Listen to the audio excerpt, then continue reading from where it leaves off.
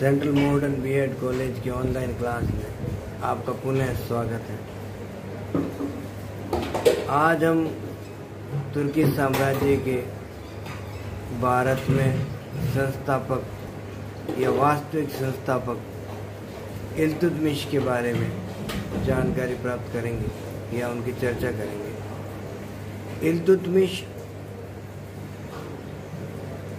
कुतुबुद्दीन ऐबक का दास था, गुलाम था और कुतुबुद्दीन ऐबक की मृत्यु के बाद अगर देखें तो वास्तविक रूप से वह गुलाम वंश का वास्तविक संस्थापक बना। इल्तुतमिश बचपन से ही बहुत सुंदर और यूँ कहें प्रतिभावान था।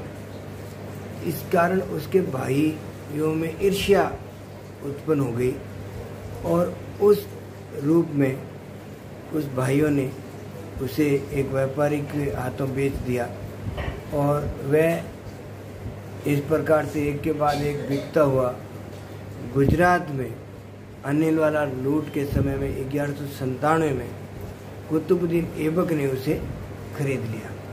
उसने अपने स्वामी की बढ़ चढ़कर सहायता की और उसकी सहायता से वह कुतुबुद्दीन ऐबक भी उससे बड़ा प्रसन्न था। और जब उसने खोखरों के खिलाफ आक्रमण किया गोरी ने, तो वह कुतुबुद्दीन ऐबक के साथ था और उसकी वीरता से प्रसन्न होकर ही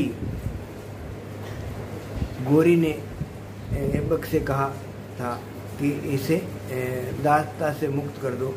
तो उसे दासता से ऐबक ने उसे दासता से मुक्ति भी दे दी और एक के बाद एक वह ऐबक का मुख्य व्यक्ति बन गया और उसकी स्वामी भक्ति, वीरता, योग्यता से प्रभावित होकर उसे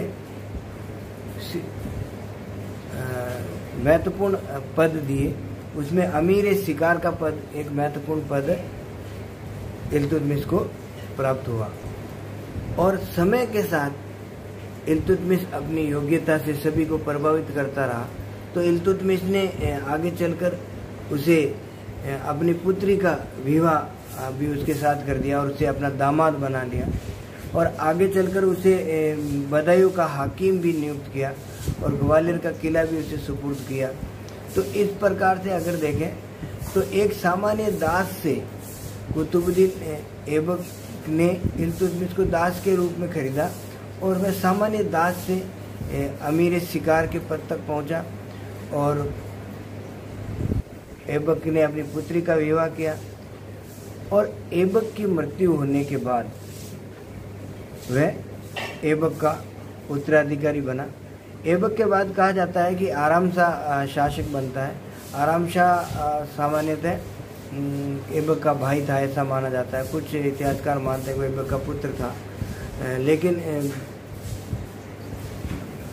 तत्कालीन लेखकों ने बताया है कि ऐबक की कोई संतान नहीं थी। अतः आराम शाह नाम के अनुरूप ही था, आराम करने वाला, तो इसमें इतनी योग्यता थी नहीं। तो बहुत सारे तुर्की लोगों ने जो इल्तुतमिश के समर्थक थे उन लोगों ने आराम शाह को हटाने के लिए इल्तुतमिश का सहयोग करने की बात कही। तो इल्तुतमिश ने जूंद की दिल्ली के पास ही जूंद की लड़ाई में आराम शाह को पराजित करके उसका वध कर दिया और दिल्ली की सल्तनत पर या गुलाम वंश का दूसरा महत्वपूर्ण शासक जो हुआ वह था इल्तुतमिश।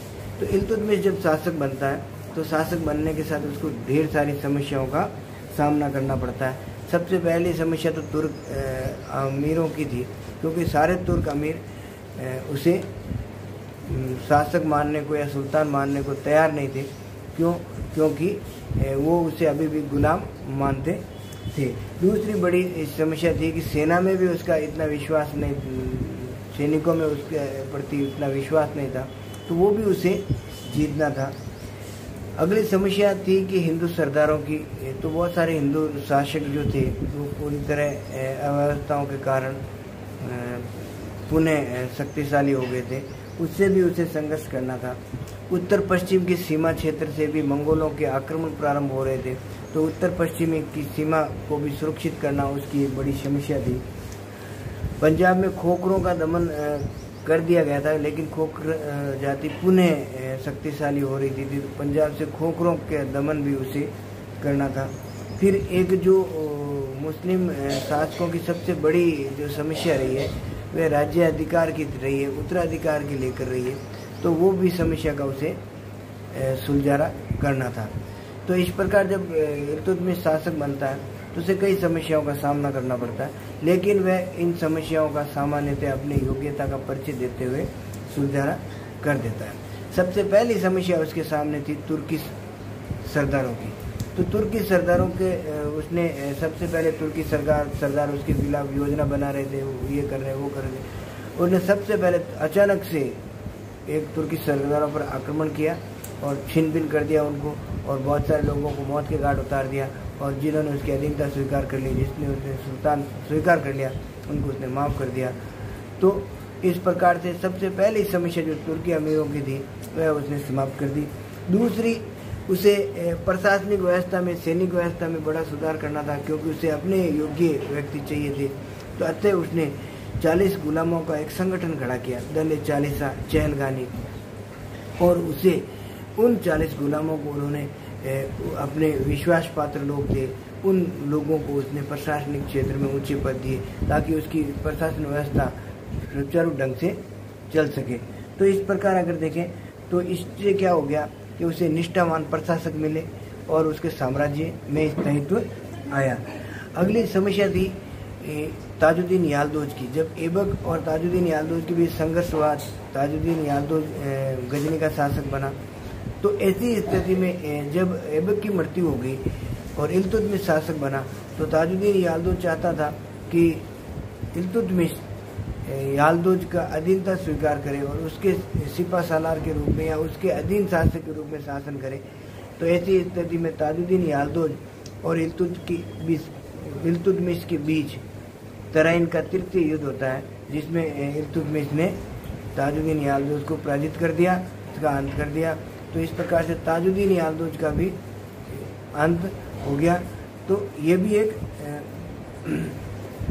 बड़ी उपलब्धि रही, क्योंकि ताजुद्दीन याल्दोज की मृत्यु हत्या कर देने या उसकी मृत्यु के बाद सबसे बड़ी बात तो ये रही, अब उसे कोई एक ऐसा कोई व्यक्ति नहीं था, जो उसे शक्तिशाली व्यक्ति नहीं था, जो उसके सियासन को या उसके सुल्तान होने के लिए कोई प्रश्न चिन्ह खड़ा करे। ठीक है, कोई प्रतिद्वंदी नहीं रहा। और दूसरा है कि उसकी मृत्यु हो जाने के बाद गजनी के जो सुल्तान थे वो भारत पर अपना प्रभुत्व स्थापित करने की बात कर रहे थे, अब वैसा कोई और नहीं रहा। इल्तुतमिश की अगली समस्या नासिरुद्दीन कुबाचा था। नासिरुद्दीन कुबाचा भी गोरी का दास था, और जो प्रमुख गोरी के क्षेत्र थे उस क्षेत्र में सिंध है, लाहौर है, ये वाले क्षेत्र नासिरुद्दीन कुबाचा के पास थे। तो ताजुद्दीन याल्दोज गजनी का शासक बना था और ऐबक भारत का। तो ताजुद्दीन याल्दोज ने नासिरुद्दीन कुबाचा से लाहौर जीत लिया, और जब इल्तुतमिश ने 1217 में जब ताजुद्दीन याल्दोज को पराजित कर दिया, तो लाहौर का क्षेत्र सामान्यतः सीधी बात है कि इल्तुतमिश के पास आ गया। तो ऐसी स्थिति अवस्था का फायदा उठाकर कुबाचा ने लाहौर पर अधिकार कर लिया। तो इल्तुतमिश ने कुबाचा को भी पराजित करके लाहौर पर पुनः अधिकार कर लिया और लाहौर को अपने राज्य का हिस्सा बना लिया। तो उसने नासिरुद्दीन कुबाचा को भी पराजित कर दिया। इल्तुतमिश के लिए अगली समस्या जो खड़ी हुई, जिसका समाधान जो उसने किया, वह था मंगोलों की समस्या। भारत में पहली बार इल्तुतमिश के शासनकाल में मंगोल समस्या उभर कर सामने आई। मंगोल एक क्रूर जाति थी और मंगोलिया वाले क्षेत्र से एक खानाबदोश जनजाति थी, बर्बर और क्रूर अत्याचारी लोग थे। चंगेज खान के नेतृत्व में उन्होंने एक विशाल सेना संगठित विशाल सेना तैयार की और उसने विशाल क्षेत्र पर साम्राज्य स्थापित किया, और उन्होंने ख्वारिज्म पर अधिकार कर लिया, और ख्वारिज्म के शाह भाग गया वहाँ से, और उसका पीछा करता हुआ जलालुद्दीन मंगबरनी का पीछा करता हुआ चंगेज खान भारत के बॉर्डर तक, पंजाब तक पहुँच गया। जलालुद्दीन मंगबरनी ने इल्तुतमिश से शरण मांगी। इल्तुतमिश के द्वारा अगर जलालुद्दीन मंगबरनी को शरण ना देना, वे इस्लाम जगत के लिए ख्वारिज में एक महत्वपूर्ण क्षेत्र था, अगर उसको शरण नहीं देके वह भी मुस्लिमों का विरोधी बन सकता है, और उसको शरण देने का मतलब था सीधा चंगेज खान के आक्रमणों का सामना करना। अतः उसने बड़ी योग्यता से, कुशलता से जलालुद्दीन मंगबरनी को यह कहते हुए शरण से इनकार कर दिया या मना कर दिया कि आपके लिए जो भारत की जलवायु बहुत उष्ण है, गर्म बहुत है, इस गर्मी में आप यहाँ नहीं रह पाएंगे, और उसे वापस लौटा दिया। इस प्रकार उसने अपनी बड़ी सूझबूझता से मंगोलों के आक्रमण से अपने साम्राज्य को बचा लिया। तो इस प्रकार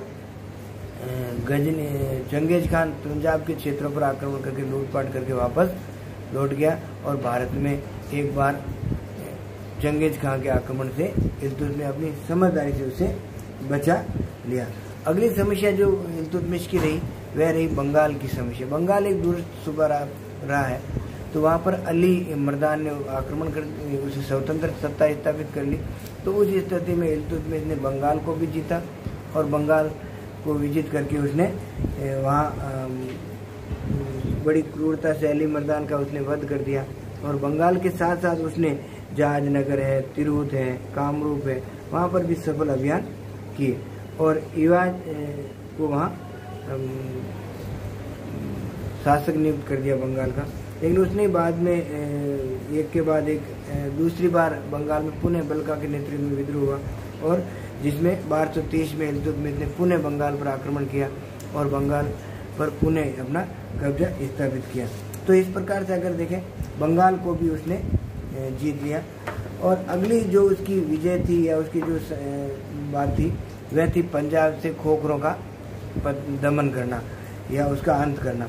तो उसने पंजाब में खोखर जाति अक्सर लूटपाट करती रहती थी, तो इससे परेशान होकर इल्तुतमिश ने पंजाब से खोखरों का भी दमन कर दिया, और उनका दमन करने के साथ ही उसने जो सियालकोट है, जालंधर है, उन क्षेत्रों पर भी अधिकार कर लिया, और एतगिन को वहाँ का अधिकारी नियुक्त कर दिया, और इस प्रकार से उसने पंजाब से खोखरों का भी दमन कर दिया। अगली जो उसके लिए सबसे बड़ी जो महत्वपूर्ण जो उपलब्धि रही वह रही राजपूत और हिंदू जो शासक थे उनके साथ युद्ध करके उनको पराजित करना। तो इस प्रकार अगर देखें तो राजपूत शासक स्वतंत्रता की चाह उनमें शुरू से ही थी। तो उन्होंने कुतुबुद्दीन ऐबक के द्वारा टाइम में बहुत सारे शासकों ने अधीनता स्वीकार कर ली या उन पर विजय प्राप्त कर ली, लेकिन इल्तुतमिश के शासक बनने से प्रारंभिक व्यवस्था से बहुत सारे शासक स्वतंत्र हो गए। तो ऐसी स्थिति में इल्तुतमिश ने पुनः उन हिंदू शासकों पर या राजपूत शासकों पर आक्रमण करके उन्हें विजित किया। उनमें अगर देखें तो सबसे पहले उसने 1226 में रणथंभौर को जीता, 1230 में उसने जालोर अजमेर वाले क्षेत्र को भी विजित कर लिया, नागौर को जीता उसने, ठीक है। 1231 में उसने ग्वालियर को विजित किया, मंगलदेव को पराजित किया, लंबा संघर्ष किया मंगलदेव ने ग्वालियर के साथ, साल भर संघर्ष किया, अंत में उसकी पराजय हुई, ठीक है। तो एक मंगलदेव उसने ग्वालियर दुर्ग पर अधिकार कर लिया। उसने 1233-34 के अंदर उसने नागदा है, ठीक है, गुजरात है, उस पर भी आक्रमण किया। और इस प्रकार से अगर देखें तो 1234-35 में उसने मालवा अभियान किया, और 1234 में उसने भिलसा को लूटा, बहुत सारे मंदिरों को वहाँ तहस नहस कर दिया, ठीक है ना। और महत्वपूर्ण रूप से उसने उज्जैन को भी आक्रमण किया, और उज्जैन के महाकाल जो मंदिर है, विख्यात मंदिर रहा, उसको उसने तहस नहस कर दिया। उज्जैन में भी उसने लूटपाट की, कई लोगों को मौत के घाट उतारा। तो इस प्रकार से देखें तो इल्तुतमिश ने एक के बाद एक नागौर को जीता, रणथंभौर को जीता, जालोर को जीता, अजमेर को जीता, मालवा को जीता, गुजरात को जीता। इस प्रकार उसने कई हिंदू शासकों को उसने पराजित करके अपने साम्राज्य का विस्तार किया। साथ ही जो छोटे स्थान थे बिहार के आसपास है, कटहर है, दोआब है, बिहार वाला क्षेत्र, वहाँ छोटे छोटे जमींदार थे, वो भी उनकी अधीनता स्वीकार कर ली, क्योंकि मुस्लिमों से वे तंग आ चुके थे लूटपाट से। तो इस प्रकार से उसने एक बड़ा साम्राज्य स्थापित किया, प्रशासनिक ढांचा तैयार कर दिया। और उसका इसलिए कई बार ये भी सवाल पूछा जाता है कि सल्तनत काल का जो प्रशासनिक है संस्थापक कहते हैं या किसके शासन काल में सल्तनत काल का प्रशासनिक ढांचा प्रारंभ हुआ या तैयार हुआ प्रशासनिक रूप से। इसलिए ढांचा तैयार करने के कारण ही इल्तुतमिश को गुलाम वंश का वास्तविक संस्थापक माना जाता है। इल्तुतमिश के लिए जो सबसे बड़ी उपलब्धि जो इल्तुतमिश की रही वह रही उसने खलीफा से उसे सम्मान प्राप्त होना। उसने हमने देखा कि गोरी के कहने पर ऐबक ने इसे दासता से मुक्ति तो मिल गई, लेकिन अभी उसे खलीफा से कोई सम्मान प्राप्त नहीं हुआ। इसलिए उसने सुल्तान की उपाधि तो धारण कर ली, लेकिन अभी तक मुस्लिम जगत का जो सर्वोच्च पद था वह था खलीफा। तो खलीफा से अगर सम्मान मिल जाए तो इल्तुतमिश मुस्लिम साम्राज्य का और जो कुछ बचे कुछ लोग जो तुर्की अमीर वगैरह थे जो ये मानते थे कि अभी भी उसका कहें कि वह सुल्तान नहीं है या वह निम्न कुल से आता है, लेकिन अगर खलीफा उसे सम्मान दे दे तो बड़ी बात हो सकती है। इसलिए उसने बगदाद के खलीफा बिल्ला को इल्तुतमिश ने बगदाद के खलीफा के यहाँ अपने दूत भेजे, उनकी पोशाक भेजी, आभूषण वगैरह धन वगैरह वहाँ सम्मान स्वरूप। तो बगदाद के खलीफा ने इल्तुतमिश को सुल्तान की उपाधि दी और उसे नासिर अमीर उल मोमिनीन यानी खलीफा का सहायक कहा। तो इससे क्या हो गया कि इल्तुतमिश को एक खलीफा की स्वीकृति मिलने से वह वैधानिक रूप से सुल्तान हो गया। अब उसके पीछे वैसे लोग नहीं रहे जो लोग ये उसको किसी प्रश्नवाचक चिन्ह खड़े कर रहे थे, भाई ये सुल्तान नहीं हो सकता, ये तुर्की नहीं, वो सारे लोग बंद हो गए। तो इस प्रकार से अगर देखें तो उसे सारे जो राज्य अधिकार प्राप्त हो गए, अब उसके कोई आलोचक नहीं रहे। तो इस प्रकार इल्तुतमिश ने आखिरी रूप से 1236 में 35 में उसने बामियान का आक्रमण किया और 1235-36 बामियान उसका आखिरी अभियान रहा। उसके बाद में बीमार हो गया और 1236 में उसकी मृत्यु हो गई। तो इस प्रकार से अगर देखें तो इल्तुतमिश ने एक के बाद एक अपने साम्राज्य का आधार प्रदान किया, बहुत सारे शासकों को उसने पराजित किया। साथ ही इल्तुतमिश ने बहुत सारे क्षेत्रों पर अपने निर्माण भी करवाया।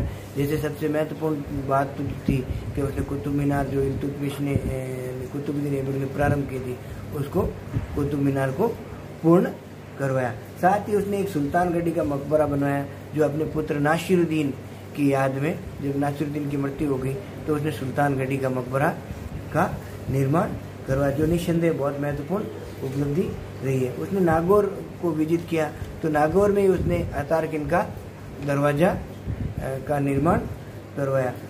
और सबसे महत्वपूर्ण है उसने हौज शमशी, एक बदायूं के अंदर एक ईदगाह बनवाई, हौज शमशी, वह महत्वपूर्ण रही। इसके अतिरिक्त अगर देखें तो इल्तुतमिश की मृत्यु के बाद इल्तुतमिश के द्वारा प्रारंभ किया गया मकबरा, इल्तुतमिश का मकबरा महत्वपूर्ण है, जो दिल्ली में है, तो स्क्रिप्ट शैली का पहला मकबरा है भारत के अंदर। तो इस प्रकार से अगर देखें स्क्रिप्ट शैली का प्रथम मकबरा, यह ध्यान रखना, स्क्रिप्ट शैली का प्रथम मकबरा है वो इल्तुतमिश का है। और उसकी मृत्यु के बाद उसके पुत्र रुकनुद्दीन शासक बनता है, उसको हटाकर रजिया शासक बनती है।